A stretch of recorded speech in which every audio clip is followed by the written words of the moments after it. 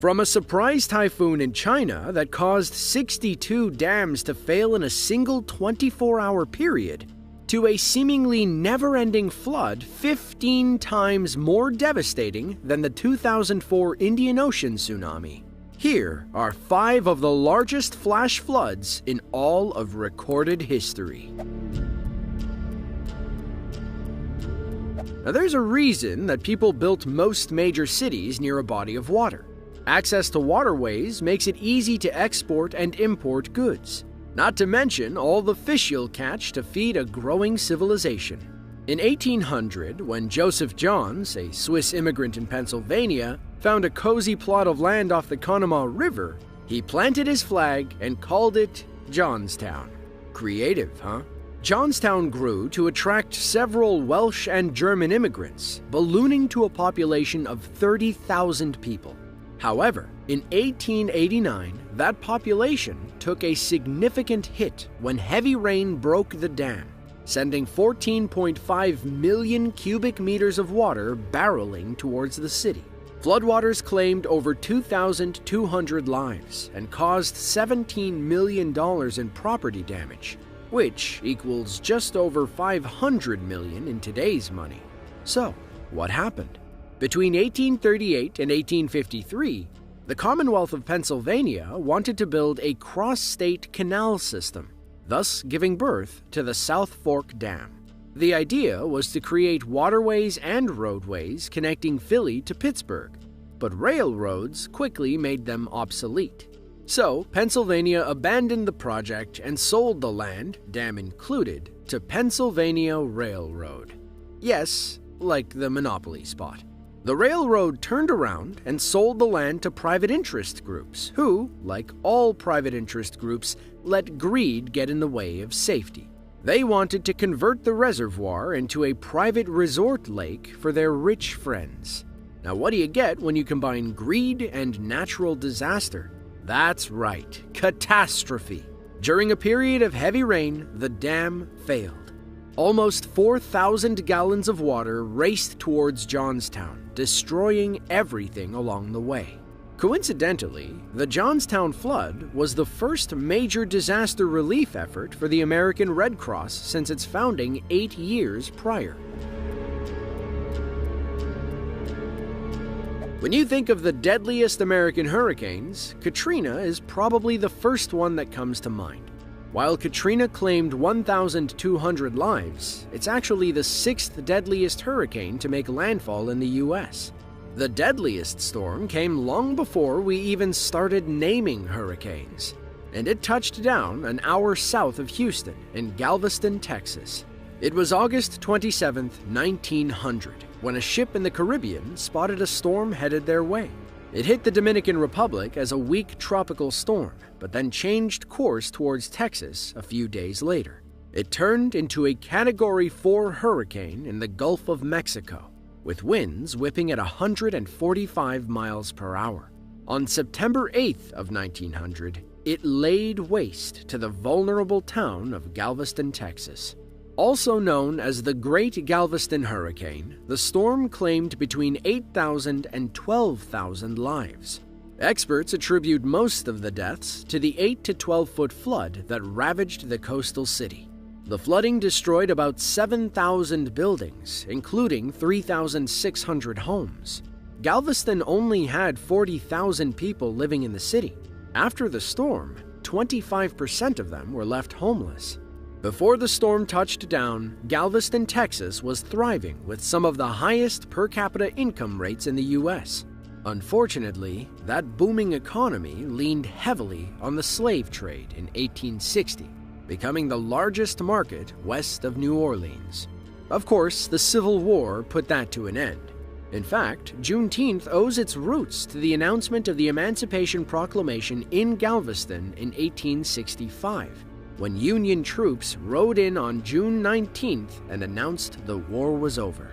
Once the hurricane and ensuing flood laid waste to the city, wealthy investors took their money to Houston, thus ending what was known as the Golden Age of Galveston. Today, the city thrives once more as a coastal resort tourist destination. The 1930s was a tough decade in China, especially for flooding. In 1931, the Yangtze and Yellow Rivers experienced crazy rainfall and subsequent flooding. According to Encyclopedia Britannica, the 1931 flood covered 30,000 square miles, stretching from Najian to Wuhan. Ironically, the area was just coming off of a 3-year drought and could have used the water. Unfortunately, they got way more than they needed. The flooding caused millions of indirect deaths as many people starved. Once the flooding stopped, workers scrambled to build relief measures in case it ever happened again.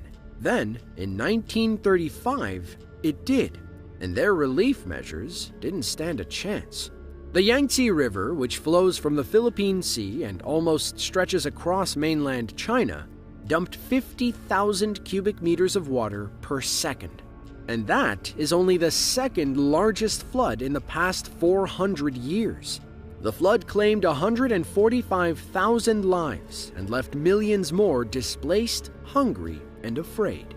The Yangtze is the third longest river in the world, behind the Amazon and the Nile. It's also no stranger to frequent flooding. In fact, there have been 5 major floods since 1870. In 2010, the Chinese government built the Three Gorges Dam to try and ease the flooding.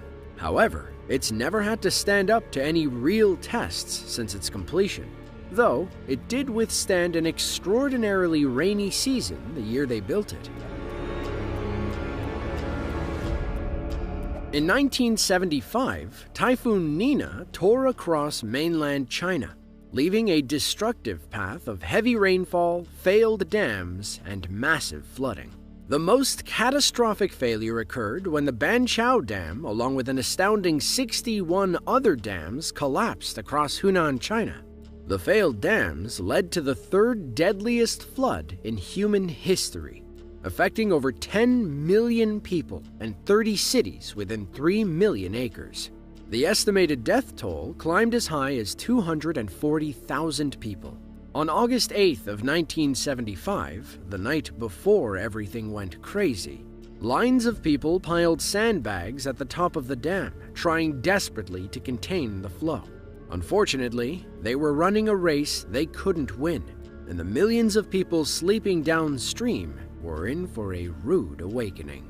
Would you be surprised to learn that corrupt Chinese officials and the Soviets were partially to blame?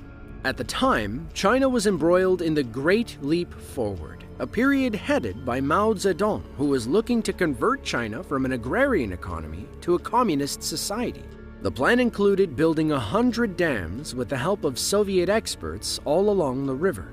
They built these dams to retain as much water as possible, and one Chinese whistleblower said that was a bad idea.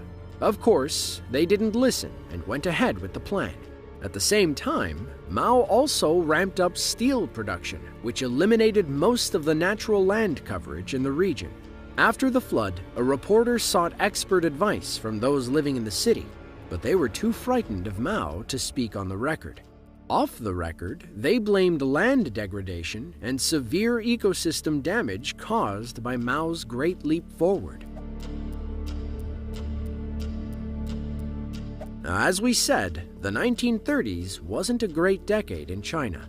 Let's dive a little deeper into the 1931 flood that, according to some, claimed the lives of 4 million people. In 1930, the mountains surrounding the Yangtze River got more snow than they were accustomed to. Then, as winter turned to spring, melting ice and snow flowed into the middle of the Yangtze River, which was already strained by heavy rainfall. Normally, these high water levels came and went. The natural barriers did their jobs, and the surrounding area only experienced a few minor floods here and there. Nothing too crazy.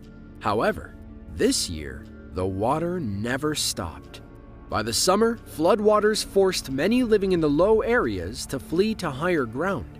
Summer turned to fall, and the water kept coming. By August, water levels were 53 feet above average, and floods covered a land area the size of New York, New Jersey, and Connecticut put together. It's not easy to get accurate figures out of China, especially figures from a flood in the 1930s.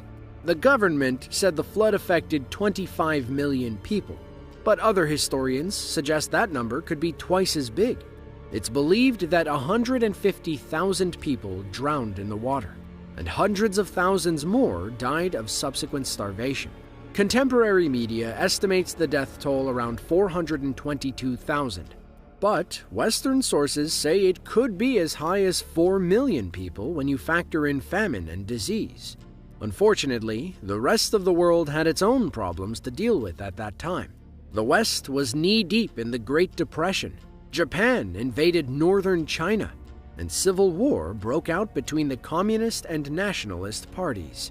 As one historian wrote, the 1931 flood killed 15 times the number of people lost in the Indonesian tsunamis of December 2004, and yet, scarcely a word has been written of it. Well, that's all we have for you today. To see another video just like this one, be sure to click the link on screen now. As always, thanks for watching, and we'll catch you in the next one.